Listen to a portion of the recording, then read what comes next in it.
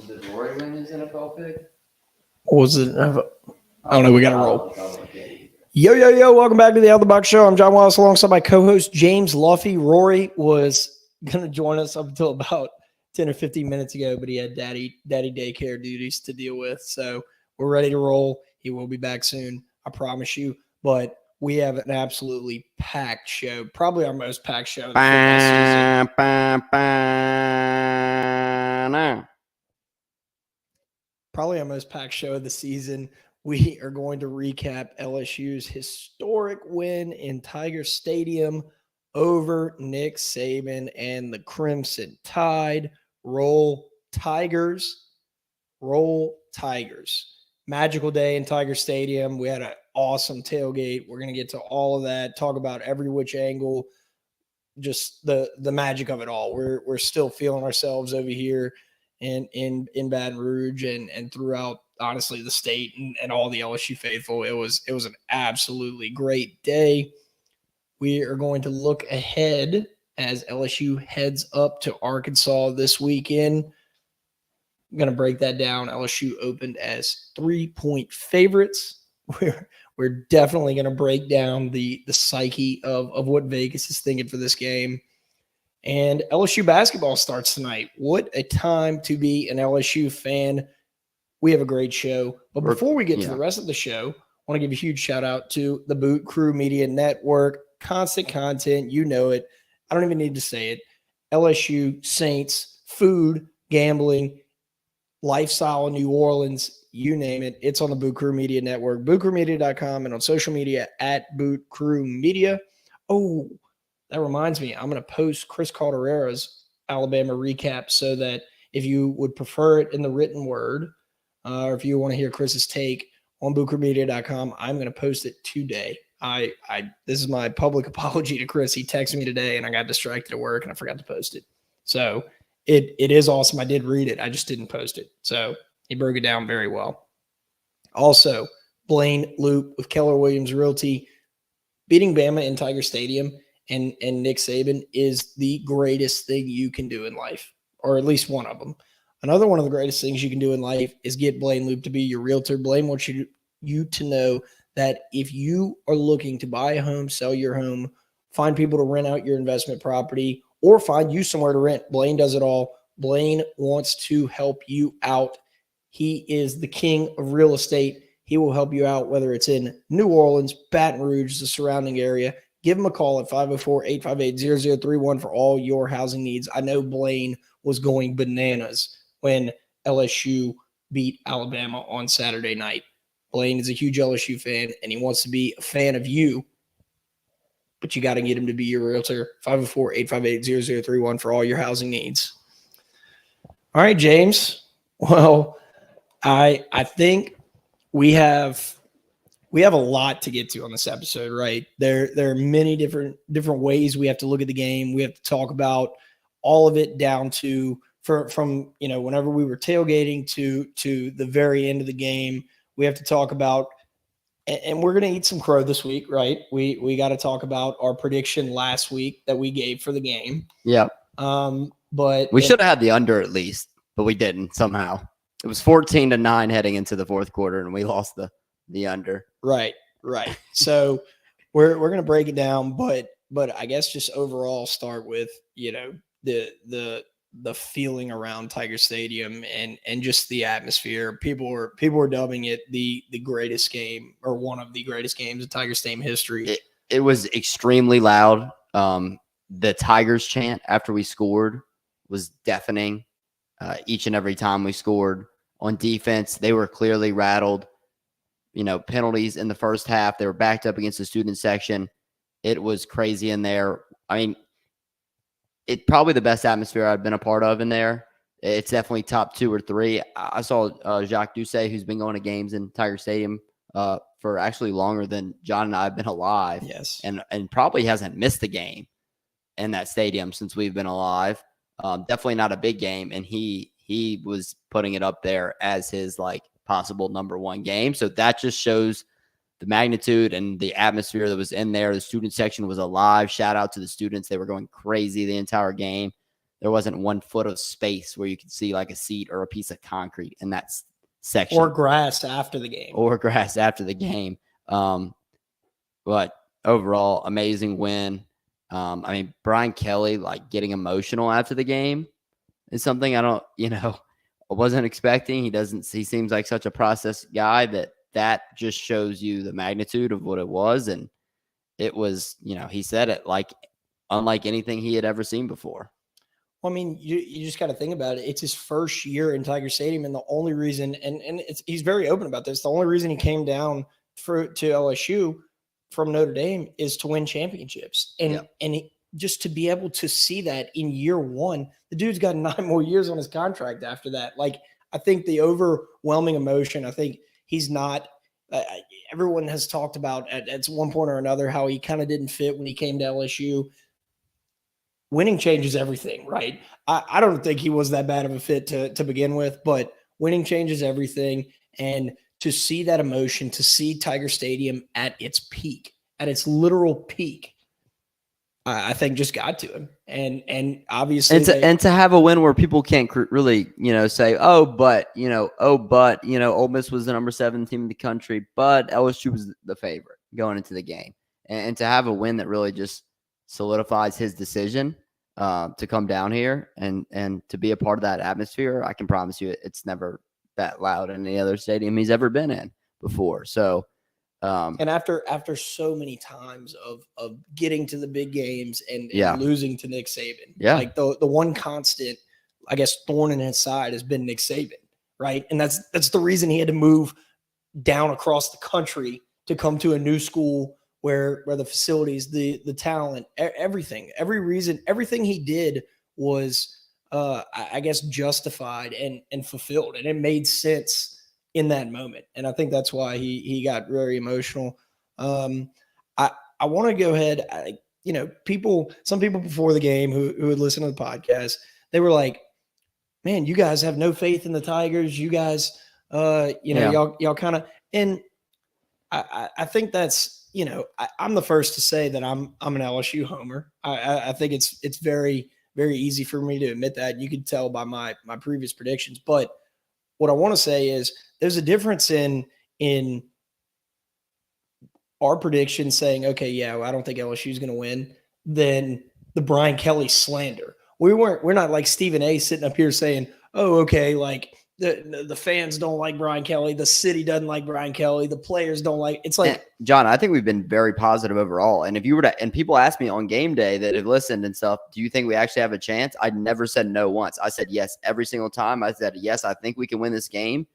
Jaden Daniels is the type of player that's beat Saban, and we're well coached. Did I think we would win the game? Probably not. No, Do you have? That's two completely different questions. Exactly. Do you have a chance? Yes. Do you think we are going to? No. Yeah. And that's fair. The odds were so stacked against LSU. We've seen 17 points at one point. We've seen this movie for 10 years 14 and a half, in Tiger Stadium. Like this was not a new deal. We came close last year, but even then that was just like whatever, because we stunk anyway, and we knew we stunk. Yeah. And to see this resiliency, like after LSU got beat down Tennessee, yes, everyone's kind of expectations lowered for the season.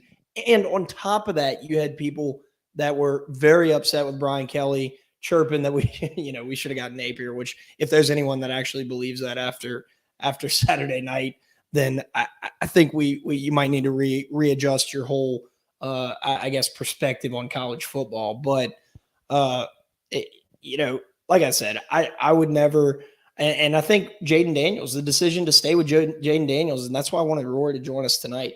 Like Rory said it at the beginning of the season, and you said it as well.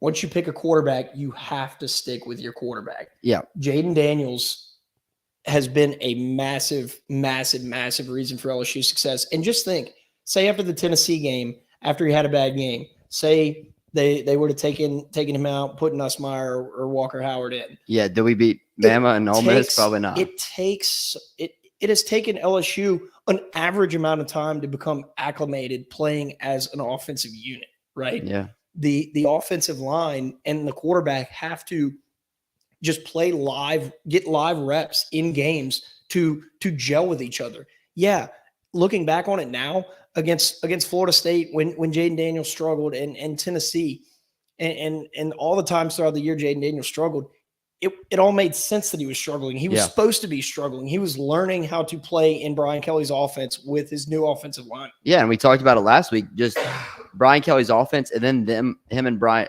Denbrock adjusting the offense to fit Jaden Daniels. And he's not only have they done that a great job coaching him, but he's done a great job getting better and taking that coaching. He played phenomenal. I mean, in the rewatch, some of the plays he was making, like if you were to watch a Tennessee game, you would say no way. But he has gotten that much better. And they've really catered the offense to him. And now the whole offense believes in each other. And, I mean, to go down the line, we can sit here and talk about a ton of players and plays and you know, plays that, like, Jaden Daniels makes. That one time he was scrolling to his left, he looked like he was going to get sacked. He got out of the play. Field. Yeah, ran all the way around and got, like, I don't know, 30 yards or something on that drive. It was like third and, maybe third and long. And just to reiterate and to I guess put an emphasis on how difficult that is. Will Anderson was in the backfield every single play. It felt like, especially like watching it in the rewatch, it was like this dude is a man amongst boys. He's one of the best players in college football, and it's okay if he beats you every now and again. But the most important thing this LSU team has done this year and will continue to do is flush every play. That has been a huge topic of conversation. After LSU loses, gets stomped in Tiger Stadium to Tennessee, flush it, move on, go down to Florida, beat them. It's just been, was it Florida that we played after Tennessee? Yes. And then it's this resiliency and this ability to forget, to go down and to come back. Like we've kind of been talking about it all year, but LSU, whether they've been in the game or been down to start, has always been this amazing second half. And Jaden Daniels, the defense has played, well and come up with clutch plays, but Jaden Daniels is making the big play. He said it after the game. He said, I wanted to go for 2. That just shows that Coach Kelly knows when the game's on the line, put it in my hands. That's what he said. And he's made so many plays throughout the year in these close games. So let's start with the play. Okay. Yeah. The play that shook Tiger Stadium. In where I was sitting, everybody around was like, 2, go for it. Yeah. Do it. Before we score, now or never. I mean, we were sitting there before we scored. Now, I'm talking to the people next to me. I'm like, if we score, you were right there. Yeah, I was right there in that end zone. If we score, we have to go for 2. Because the defense was tired, and I'll give you some stats on the defense and how much that defensive line played soon. But the defense was tired, so the only really shot we had, in my opinion, was to go for it right there. And you have to do it. Like you cannot. Anytime you can take the ball out of Alabama and Saban's hands, you have to. And the control of the game. He took the control away. How many times have we seen LSU in that stadium blow games to Alabama throughout our high school and like teenage years all the way up into through college? Besides 1 year. And it was Brian Kelly had already won. LSU had already won. Granted, they might have walked away with a loss had they not gotten the 2-point conversion, but the game and the game plan, like there was no doubt left even before that play that LSU was here, that Brian Kelly was supposed to be here, that Jaden Daniels was supposed to be the guy. There was no doubt before that play. It was just the icing on top of the cake that we got it in Tiger Stadium. Like, the fact that it was in Tiger Stadium, if it would have been on the road, it would have been electric, but not nearly as cool as in Tiger Stadium. Well, I mean, the crowd affected the game. Sure, how many false starts, and Bryce Young couldn't hear. They were trying to change a play. He couldn't get it in. We're going to get to this, but Bryce Young, especially in the rewatch, and I'm not taking anything away from him, but he did not look like a Heisman. He made some incredible plays, though, and he was held under 50%. For like the first time in his career. But I mean, there were some passes that just went in the dirt. Yeah. And there were some passes that were not even near receivers. Like, and that's part of the stadium and people being on miscommunication. And he did throw some bad passes, but not that many. I mean, a lot of times it was not his fault, so and there was pressure, something getting to him. So He was scared of Harold Perkins. So right, okay, and we're gonna get to that. That was the one thing I was gonna say. My dad, but whenever we were rewatching the game, he was like, "Who is 40? Who is number 40?" Like he is all over the field. And granted, everyone on defense played well, but going back to the 2-point conversion, I will kind of be honest with you. My initial thought in the stadium was, I don't know about that play call. Now, granted, I immediately, as soon as I realized like it was legit and that he caught it and that he was in, I was like, whatever. But the play call, once you kind of started hearing the press conferences and once you started kind of thinking about how it was going to go, Brian Kelly knew that they had to get it to Mason Taylor, who had been making plays throughout the game, and all he had to do was get to the front of the pylon, right? And that's exactly what happened. Yeah, and I mean, if you listen to him talk about, there was 5 different options for Jaden Daniels there. That is the type of 2-point play you want, because if that's not there, Daniels can run in, or he has 2 other guys, that he can throw it to. So a lot of different options on that play. Great play call in my opinion. I loved it. I think that Mason Taylor, I mean, the young man, they've asked him to do, and Kelly said this so much this year. He's like we talked about, maybe that's why early on in the high year, school last year, John, like, after the Florida State game where people were saying, "Oh, he should have made that block or whatever on the extra point," I'm like, why is he on special teams?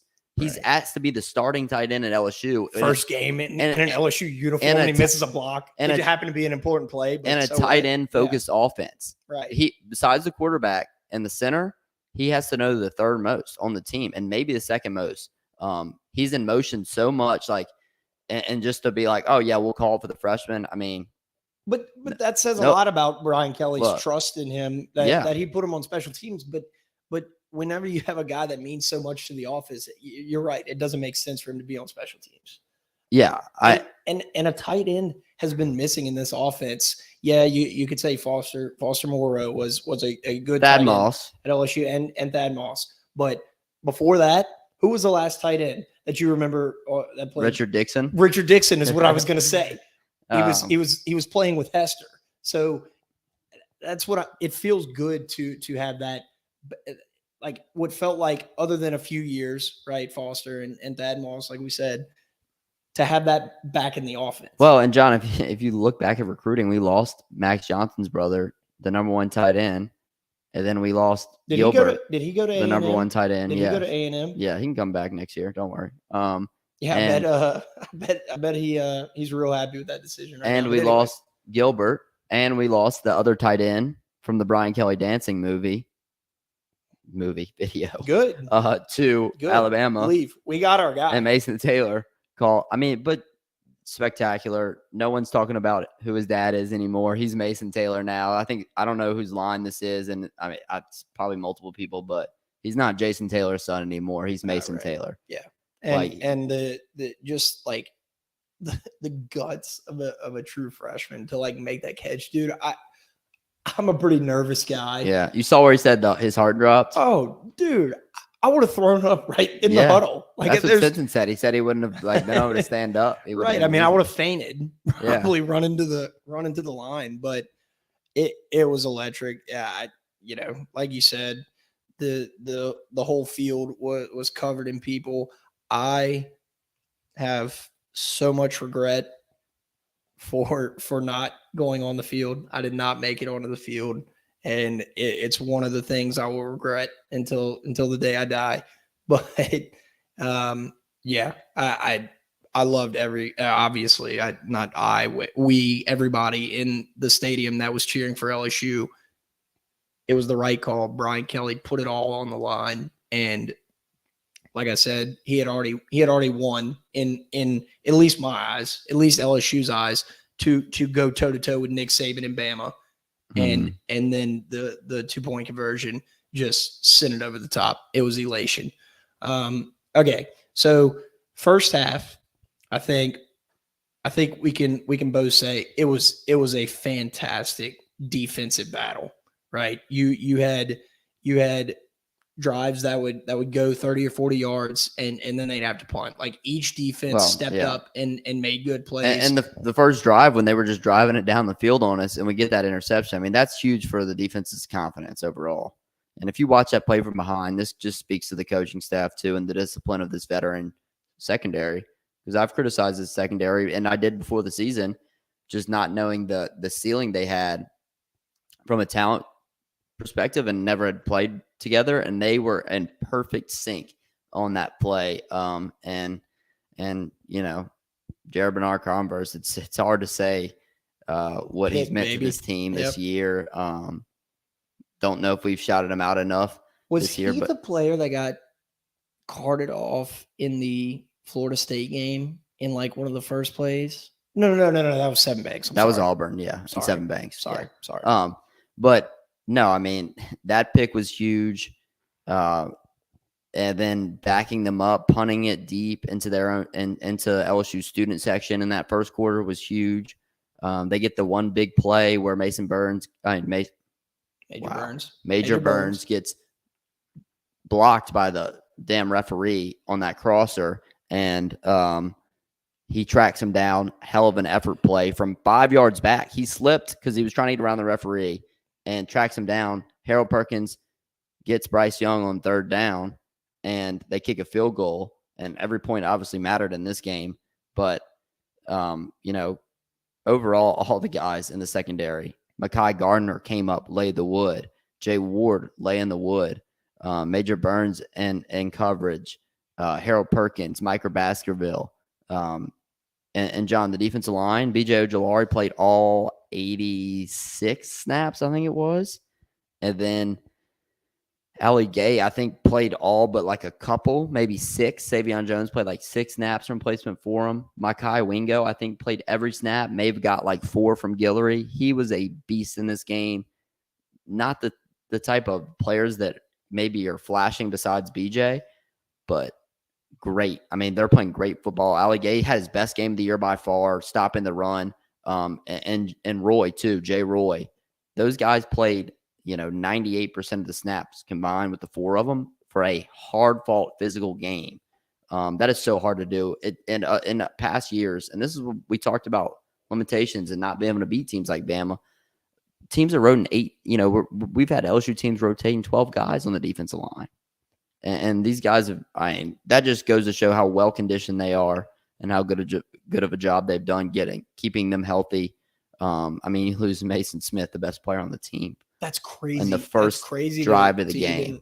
The first drive of the game. It's crazy to think about. I would say what could be, but we just beat Bama. Yeah. So it's like it's next man up. But those guys, shout out to all those guys on the D line. I mean, what a job they've done. Well, even if your D line is not necessarily shining, they're taking blockers. Look, and they're opening the holes up for Harold Perkins and Baskerville, for Baskerville and Greg Brooks and Penn and all these guys to blitz. Shout out to both the Arkansas guys. Those guys lay the wood. They like to tackle. They want to be out there. They play disciplined football. I mean, but the defense had one bad play in that Bryce Young scramble when we didn't get them down. And other than that, they were rock solid. Rock solid. So is a Harold Perkins spy play one of the most lethal, I guess, defensive schemes that Matt House has laid out? Perkins is so amazing because he's pushing when he pass rushes against a tackle. He's pushing a tackle back that weighs maybe 120 pounds plus more than him. He's just everywhere. But he also will drop in coverage, and then he'll spy as well. Like his ability. He has all 3. That play where Bryce Young, and that play where Bryce Young, he is a true freshman, correct? Yeah, tried to run, act like he was going to run, stopped and tried to do a little hesitation. He broke down, and then he re-accelerates to sack him and grab his foot and sack him, and save a touchdown. That is, that's a freak athlete play. Like that is not normal. And that's not normal for quick twitch guys in the NFL. That was a freak play, and the whole defense really, I don't know if we've missed anybody. Greg Penn, who's playing a lot is DeMario Tolan, true freshman as well, linebacker, number 32. I don't know if you noticed that, but he's starting to play more and more. Very promising for the future. But those guys, And for the majority, we're on the field the whole time. Sage Ryan, he's coming along mentally. But he strips that ball which it was a fumble. We will get to that.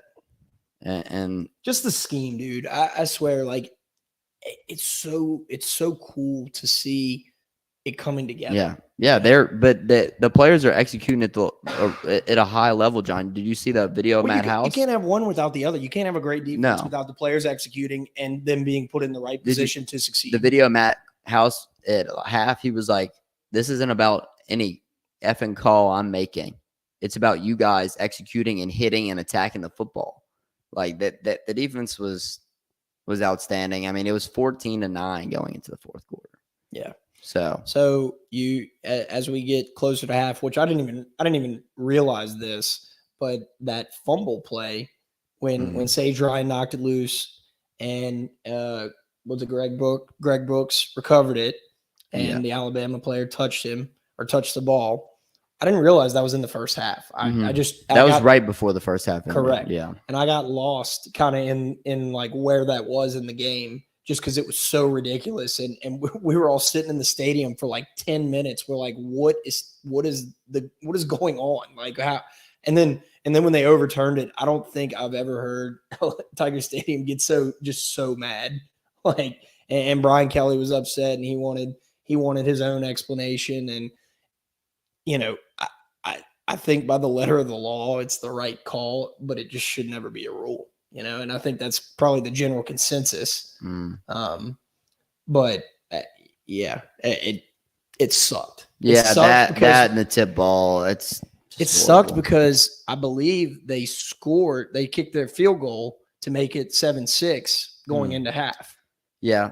And I don't want to talk too much about the calls, but my problems with them is, so they would have had to have indisputable evidence to turn that over because it was a fumble on the field. Right. And so, but they didn't, they had that for that call, but they didn't when the ball was tipped, his finger goes backwards and the ball moves. That wasn't indisputable evidence. Right. That doesn't make sense. That's the problem with subjective. But we won, so I don't give a fuck. And that's another reason why LSU had to go for it. Yeah. Is because like you cannot leave that type of stuff up to subjective, like the thoughts of a zebra freaking on the field. So we go into halftime 7-6, come out third quarter. LSU is able to drive down. I believe it was with about 8 to 10 minutes left in the third quarter. I'm trying to remember. Drive down, score touchdown. Josh Williams. Yep.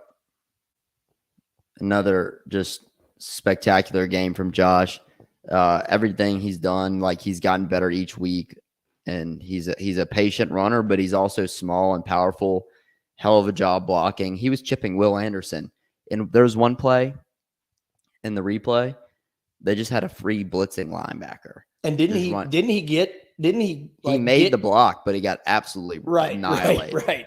And dude, just another example of a guy that just gives. And we've talked about him countless times, but just giving everything he has. Yeah. And that was after the Bama field goal, the touchdown, because it was 9-7.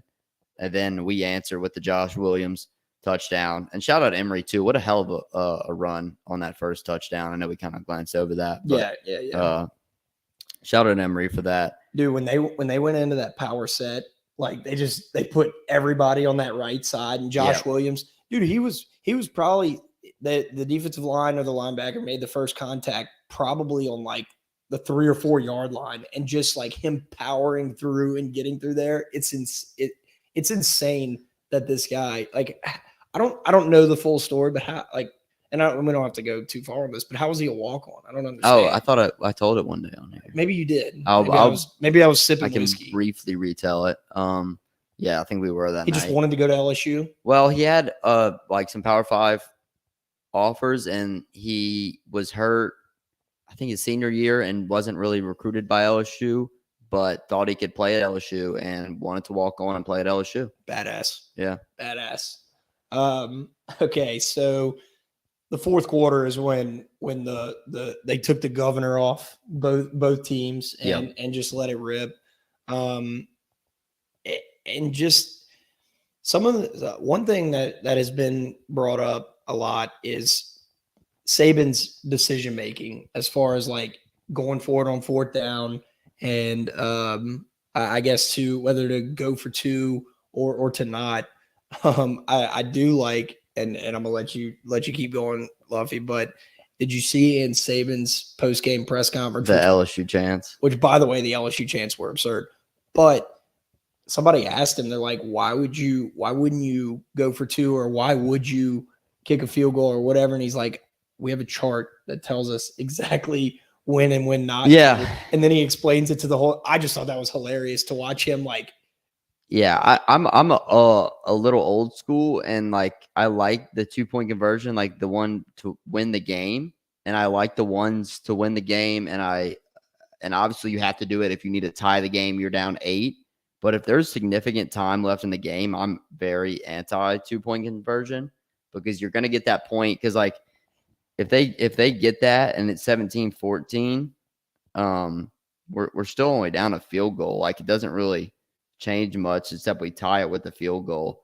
I would rather have the point, but I'm glad that he did go for it twice. Yeah, I mean, And again, they had a nice drive there, scored a touchdown. And then we answered with the Ramos field goal, which is a big field goal from him. And then they go back down and they have that crazy Bryce Young play. The only play really all game we like lost contain. And then we answer. I mean, what a drive to answer after being down 21-17. There's only 4 minutes left in the game, John. We faced a couple third downs. And then Mason Taylor catches another pass. just a little premonition of what was to come, right? Yeah. Just great catch, great throw. What a drive from Daniels. He comes up, clutch. I think that was the drive we ran it on the 3rd and 7. And Josh Williams got that first down late in the game. But Mason Taylor, beautiful catch, beautiful throw from Jaden. And then they come down and they answer with a field goal with 21 seconds left. And that's something that's a little crazy is that, he makes a 46-yard field goal to send the game to overtime, but he missed it. It barely got through the uprights. No, right. Yeah. But what I'm saying is like, it's just so I know Saban's got the chart and that's why I brought it up, but it's just weird that he has like a shirt. It's not like his starting kicker was hurt and they were like, oh, well, we have nobody to kick the extra point. We have to go for 2 here. It was strategic and it didn't work out, but it's just crazy how the points line up for LSU to end up going for it. Obviously to go to overtime, you're tied and all that. Yeah. But just for everything to line up and then to send it to overtime, it's wild how the fourth quarter transpired in this game. Yeah, then overtime. I kind of talked about overtime already, but they get that lucky call on the tip pass. They end up running it in, and then Jaden first play. And my favorite thing about Jaden running into the end zone is he slows down just enough. He never looks like he's running hard. He's running so fast, but he never looks like he's running hard, even though he is. He slows down just enough to stop, look back at that opposing player, give him a nice little smile, and walk right into that end zone. And he does that on that play. Josh Williams makes a hell of a block. Eli Ricks gets absolutely pile drived into the sideline. Yeah, that was my next. Nice job, Eli Ricks. Way to transfer. No natty for you, dude. There was the play where he got burned by Kayshawn. Yeah, Kayshawn had the good catch, gets it. It was just like, what did he really do? Like he earned the starting job at Bama on a team that lost to LSU with a bunch of transfers. Like, yeah, it just good. Well, he wasn't. I don't think he was playing before. Maybe somebody got hurt, but unless the other guy got. No, I know what I'm saying. Yeah. He ended up being the starter against LSU in Tiger Stadium, and it's just like how the turntables. Yeah, right. Yeah, him. Speaking of that, we mentioned Kayshawn. Kayshawn, he had some good catches as well. Malik Neighbors, hell of a game. Kayshawn had to be involved, like we said. Even Chris Fowler and Herb Street to start off the game were like complimenting Kayshawn on how he he's kind of stepped up and let the game come to him after a rough start to the season. It like I said, I mean, you could sit here and say incredible 1,000 times, but I don't know if that would do it justice. And one thing about winning too is everybody goes, oh no, everyone doesn't freak out and go, Kayshawn only had 51 yards. Why did Neighbors only have 49 yards? You know, that's one thing about winning. It's like trying to tell people early on, like when they'd ask me that, like you got to get them the ball. It's like Brian Kelly's going to run the offense how he thinks is going to give us the best chance to win the game, and that's exactly what they did. I mean. You know what's funny though? I just thought about this. Can you imagine? And like this happens all the time, right? A coach decides to go for 2 in overtime and they don't get it. Yeah. Which, I mean, obviously everyone was nervous, but there was a little air of confidence in Tiger Stadium that somehow we were going to get it because everybody around me was like, "Let's go, go for it, do it." Yeah. But can you imagine if he doesn't get it, and then you got all these like talking heads or people whoever, ripping him why today. did he go for it? Yeah, Why not take the point? It's crazy how he's put on this throne, which he deserves to be for making the call and having the guts to go for it. But you either get put on a throne or you get crucified if you get it or you don't. So I'm so glad he did it because, like I said, there might have been people who were not a fan of him deciding to go for it, but that was only before the play. After we got it, everybody was so happy he did it. Right? Yeah, and just such a team win too. Even looking down at the stats, which I haven't looked at much. Stats can sometimes lie, but what a team game on the defensive side, tackles, everything. It's funny overall. that you say that because I haven't really looked at the stats either, and I think this is like the time of the week where most LSU fans, if they are interested and are still on the high, started looking at the stats. Sunday, Monday, and part of Tuesday was that game was incredible. It was just like nobody was digging into the weeds trying to figure out stats and whatnot. It was just like, oh my God, we beat them. We had to take like a few days off of like I mean, how many yards do you think we threw for?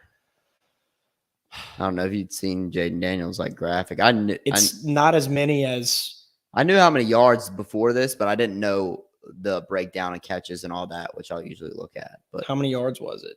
182. Yeah, right. I was about to say it's if you look at the stat line, it's not incredible. Yeah, right? I mean, and that's what I'm saying. Team game. So,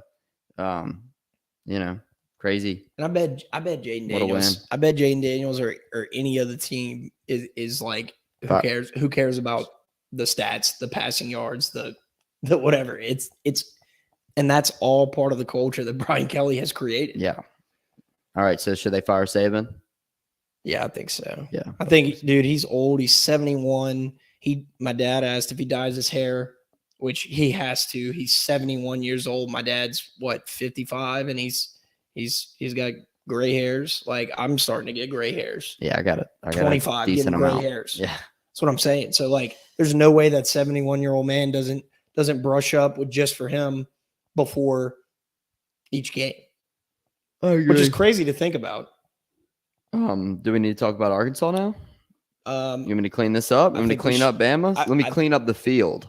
Let me just say this. Shout out to everyone who came by the tailgate on Saturday. That was the best tailgate we've ever done. The only thing I wish, and I've told multiple people this, I wish we had a little bit more beer because we did kind of run out towards the end. But shout out everyone that came. Bring your own beer so John doesn't have to buy it all. It was like I said, if we can beat Bama and have the day that we had on Saturday, shout out to James Berrigan. Me and him kind of threw the tailgate together along with the other guys that helped out, and picking up, setting up, getting everything out there. You know who you are. It was a great day, and it made LSU's win that night that much better. Yeah, and please thank John, please, when you see him, because he's the one doing all the hard work. I don't need all that. But the reason I brought the tailgate up right now is that the parade grounds were soaked, and my niece came by. She's like 1. She did a mudslide. At the tailgate. She was caked in mud. I would post a picture, but I don't.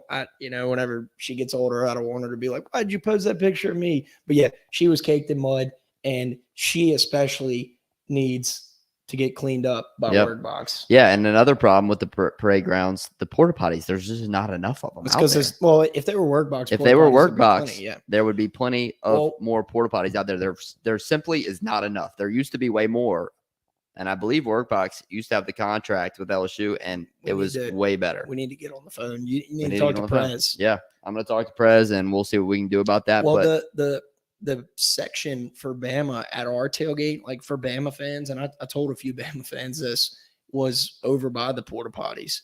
Like if you want to hang out at our tailgate, that's the Bama section, or they had some trash cans kind of scattered. You had it organized. So, but if you need good service, you need enough porta potties. You call Workbox, you ask for Martine. It's 225-343-4886. If you need porta potties, you need luxury restroom rentals, you need storage container, portable office, portable restroom rental, roll-off dumpster. After you buy your house from Blaine and you got to redo it, you're going to need a big roll-off dumpster.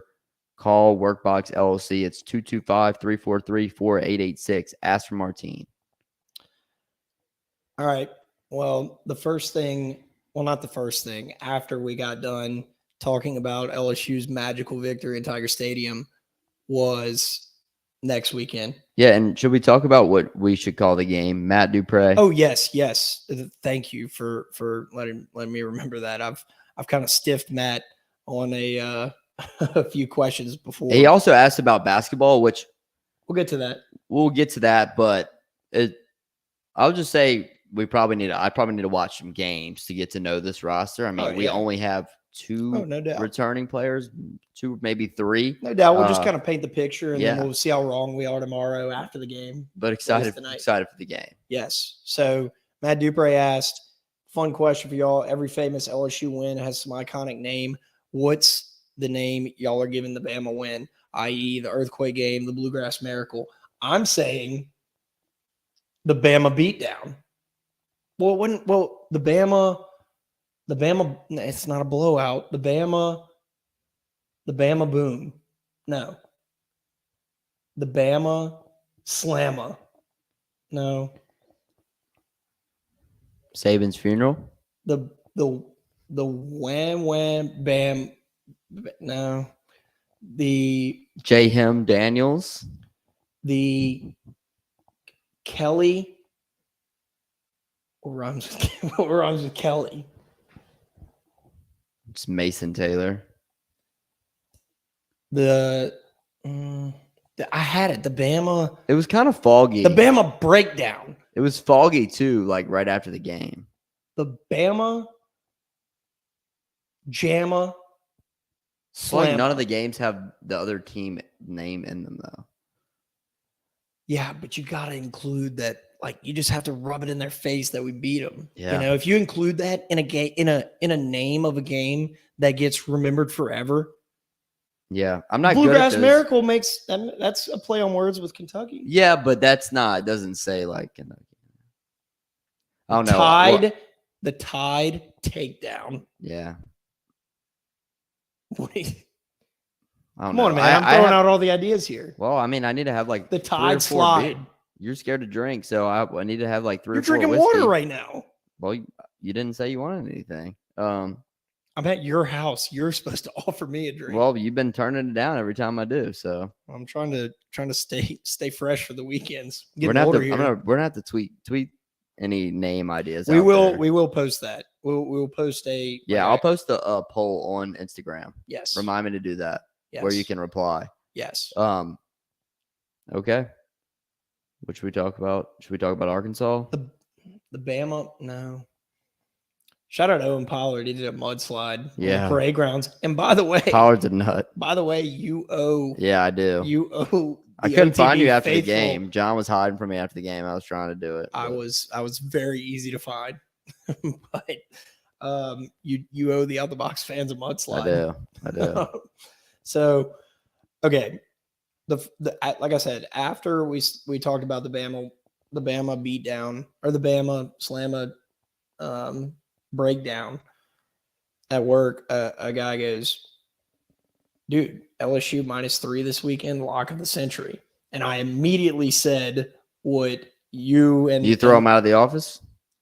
No. Punch him in the face? No, you can never get mad at somebody for having that much confidence in LSU. But this game, I think I'll go ahead and tell you what my theory is on it. But the game, LSU's favored by 3 points, heading up to Arkansas after a huge win. It has They're coming off a loss to Liberty. It has the feel of what some gamblers would call a letdown game, right? And letdown game, trap game. But what I told him was this is a double secret reverse psychology on Vegas. Mm-hmm. LSU's going to cover. And you know what I like, John? I like this stat. Brian Kelly hadn't lost the game in November I do like that since one. 2017. I do like that one. That was the last time one of his teams lost a game in November, 2017. But kind of like what we were talking about earlier, LSU's football's ability, and this all has to do with the culture that Brian Kelly has created. LSU's ability to flush and move on, and move on is why I think that although look, it's an internal struggle, but if you look at it from the double secret reverse switcheroo psychology. Did you watch the LSU Gold? If you haven't, you need to hurry up and watch it before they take it off. They might have taken it off already for the game. I did not. It was awesome. They've done a great job with that. They put it up for free for like 24 hours. I think it's probably gone now. But Brian Kelly in halftime, he goes, if we can just focus on each play and not focus on the outcome of the game, we'll be singing that song in this locker room in less than 2 hours. He said in less than 2 hours, if you can focus on every play and forget about the one before, you're going to be singing that victory song in this locker room in less than 2 hours. He tells them that before they go back out for half. So he is so process oriented, and his whole routine and why he talks about he thinks he can coach for into his 70s is because he's so process oriented and not results, even though he wants to win more than anybody else, even though he's saying all this. But he realized if you follow the process, then you get to the win. Then you get to win. So, Arkansas's, they just lost to Liberty, so I can't sit up here and scream at y'all and tell them say that they're a better team than us and that we shouldn't win this game. But it's at 11 a.m. It's going to be 20 degrees in Arkansas. Lock of the week. It's hard for college kids, in my opinion, to get up and get ready for an 11 a.m. game. Like, I would never go to Ohio State. They play every week. The 11 a.m. games. John, think about it if you're a college kid. Did you like getting up at 7 in the morning and like stretching and working out and doing whatever the pregame stuff was? I wake up around then pretty much every day, and I hate it. Yeah, but what about when you were a teenager / college student? I mean, think about that. We used to have our elementary, middle school games on Sunday morning at like 10 a.m. And it's like you got to go to the breakfast beforehand. I mean, just because the game's at 11 doesn't mean they roll in there at 10:30 and throw the pads on and go play. It's an early wake up call. They probably wake up at at the latest 6 a.m. Yeah, maybe 7. I would think. I don't know exactly sure. Rory would know. That's why we need Rory. I hope Chris just texted me and asked me to post the article. Calderera just texted you? Yeah. Dude, that's bad. Let me text him. I'm going to text him. Okay. I'm so sorry. Chris, dang, dude. Okay. The dude, he said, oh my gosh, I'm sorry. Anyway, we need to probably go for it. This is dragging out. But all right. Look, KJ Jefferson's going to play. He played last week, and he is more limited than he is now. We just gotta, if we could start fast and kind of put their crowd away. LSU has a target on their back now. That's why it's a trap game. It's 11 a.m. It's going to be cold and chilly, and we need to run the ball effectively. If we can run the ball effectively, and the running backs can have another big game, then I think we win this game. So the spread as it sits right now, I saw 3.5 a minute ago. So, okay, so 3.5. Do you have the over-under? Let me look back and see. Whoa. My phone is still an iPhone 7. And yeah, 62. 62. So last time we predicted an under, we were completely wrong. Kind of right, but we got overtime and 2 missed extra points. They kind of we predicted the under against Alabama. You know what, John? Under again. We're doubling down. Yeah. Okay. So double down. Please, like, don't. This is whenever sometimes like, and you follow the, like where the money goes on games and where the sharps are at, and that's your gambling philosophy. So which way would you rather see this game move? I would rather see it if it means that more people are going to bet on LSU, I guess, to even out the trap game feel. That doesn't necessarily mean that the line movement is based off like I know. Vegas's computer and sharp money. Like it's not based off the public. No, right. What I'm saying is if sharps are thinking that this is going to be a letdown for LSU, I'd rather move to 4.5, 5. Yeah. I mean, same. Yeah, exactly. Yeah. And I would take that as well. Right. I would take Yeah. LSU up to a touchdown. I mean, I definitely could see. But then again, we haven't seen a team with this philosophy and this resiliency under Brian Kelly. So and I don't John, know. I'd probably take LSU up to 10. I'd probably take LSU up to and 10. Look, and I just want to win. That's why if we win, we're going to Atlanta. Well, that's why I'm very negative gambling all time. So I'm taking LSU. Take the alternate spread, maybe. Let's get crazy. Take the alternate spread. -10.5. Yes, take it. So don't play into the where the sharp money's at. We're the sharps. We just beat Bama. Yeah. In the Bama beatdown slamma jamma. So all right. We're ready to get to the famous House Always Wins segment after we talk about LSU basketball for 2-minute drill. Mm-hmm. All right, LSU basketball starts tonight. They're playing a team. They're playing a team that has like 75 initials. It's like UMBC, KWH.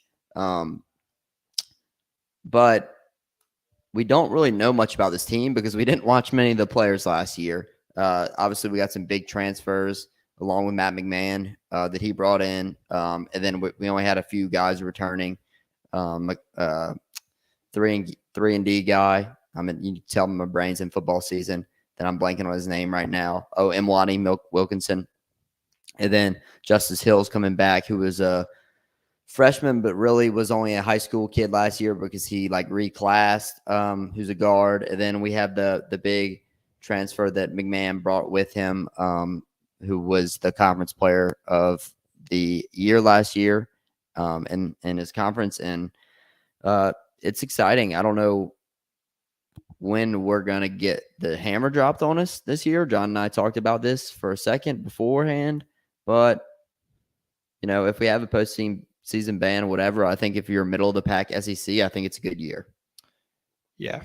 And just the start of a new era in any sport is crazy. Like the start of a new era with a new coach and kind of just a new philosophy and whatnot. Yeah, like requires some patience. It's going to require some patience, but I think Matt McMahon is definitely the guy. Scott Woodward doesn't make bad hires. Speaking of good hires that Scott Woodward's made, the women's basketball team is going to be nuts this year. The women's basketball is also going to be crazy.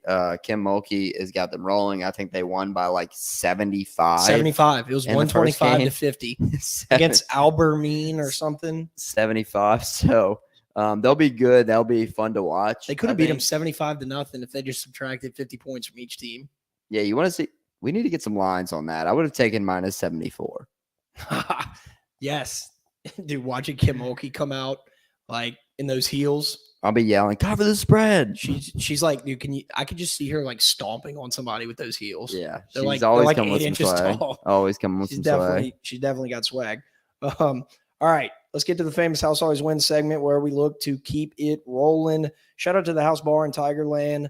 Jeff and Casey over there are making power moves. They got a TikTok. We saw a TikTok the other day. Casey was doing a line dance or something in there. But it's all part of the fun in the House Bar in Tigerland, especially on game days. You only got one more home game day, but they will be open on the away games too. Make sure to head out to the House Bar in Tigerland. Shout out to the House Bar in Tigerland social media pages. Twitter at Tigerland House, and on Facebook and Instagram at House in Tigerland and houseintigerland.com. Sorry, houseintigerland.com. You can get all the kind of merch, book a private party, you name it. Head on over to the houseintigerland.com. And shout out to DraftKings. Put in promo code BOOT, bet just $5 and get 200 in free bets. Restrictions apply. 21 plus. See show notes for details. All right. Luffy, give us a recap from last weekend. Recap from last weekend, not our best. I think that Rory won his NFL and we lost. I picked the horrible Saints, who we're not talking about anymore. I think they're banned. They're banned for the year. We were both at the Monday night game. Shout out. Yeah, not a good game. Maybe but if you'd have been to the game with me, we would have won. Rory won his Seattle pick. Yeah, that's true. And I don't know, John, who you had. I can't remember. Let's see. John, you had the over, and if you take another Bucks over, you're done picking for the rest of the year. The Bucks are banned, and the Packers are banned for me as well. Okay, nice to know that.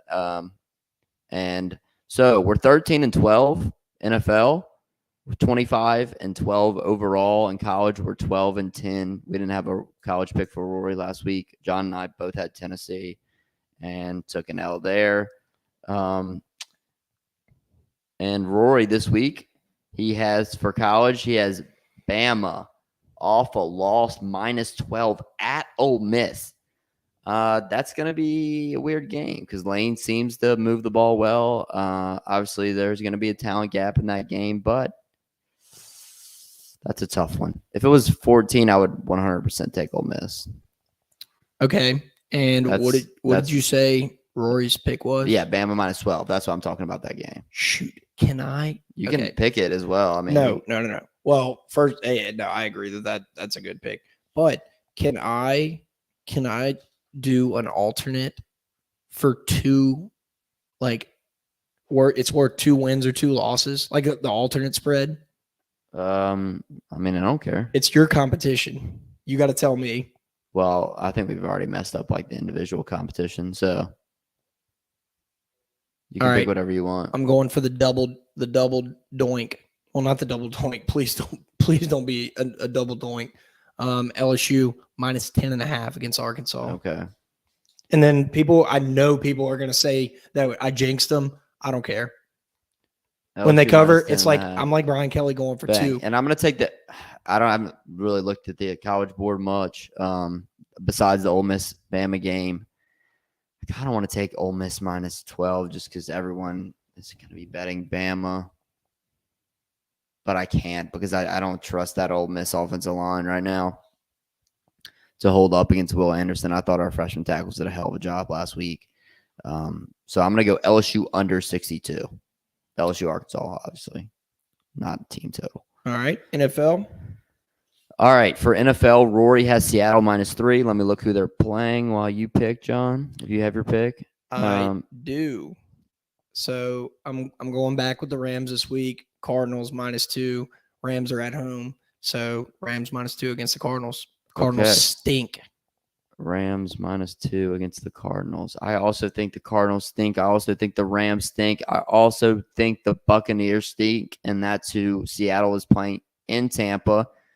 And they're +3. Seattle keeps getting points. They continue to be dogs, and Rory continues to ride Seattle. I believe he had a money line last week, which may have saved us a little bit in the pick'em competition because I certainly didn't pull my weights with Saints money line. And oh, man, I don't know. Is Josh Allen okay? That's my biggest thing. I heard today I don't think he is. Okay, because I was going to pick the Bills, but I don't think Josh Allen's okay.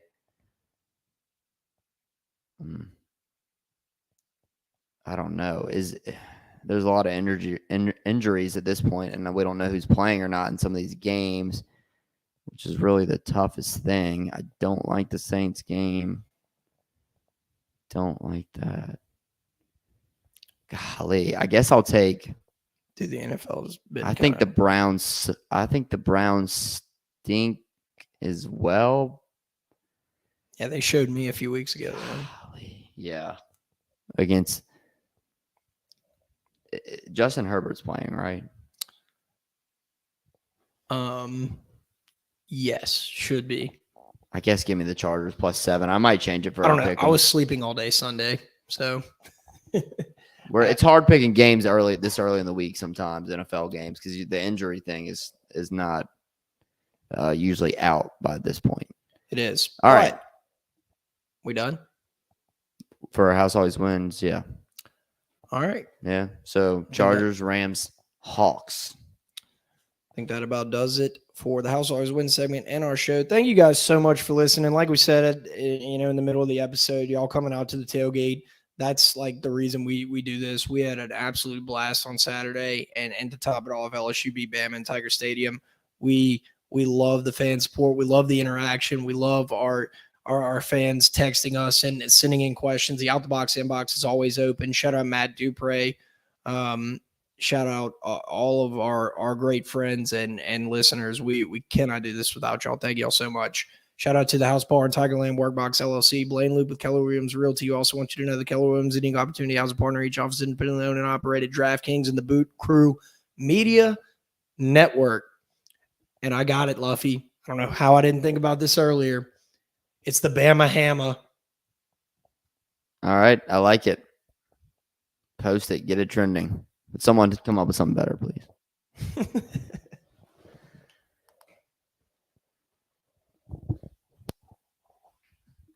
I'm not thinking like days on that. Seriously.